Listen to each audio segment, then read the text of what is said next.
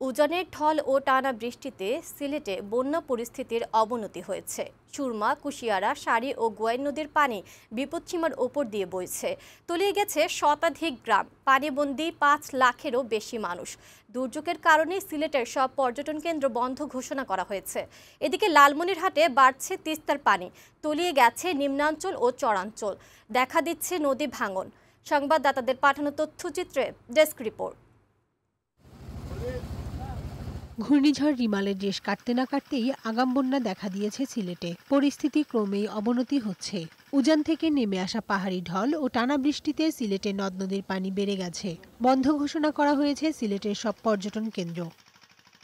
সুরমা, কুশিয়ারা, সারি ও গোয়াইন নদীর পানি বিপদসীমার উপর দিয়ে প্রবাহিত হচ্ছে। ইতোমধ্যে গোয়াইনঘাট, কানাইঘাট, কোম্পানিগঞ্জ, জৈন্তাপুর ও জকিগঞ্জ উপজেলার শতাধিক গ্রাম প্লাবিত হয়েছে। পানিবন্দী হয়ে পড়েছে প্রায় ৫.৫ লাখ মানুষ। চালু করা হয়েছে ৫৪৭টি আশ্রয় কেন্দ্র। কৃষি বিভাগের তথ্য অনুযায়ী ৫,৫০০ হেক্টরের বেশি জমির ফসল ডুবে গেছে।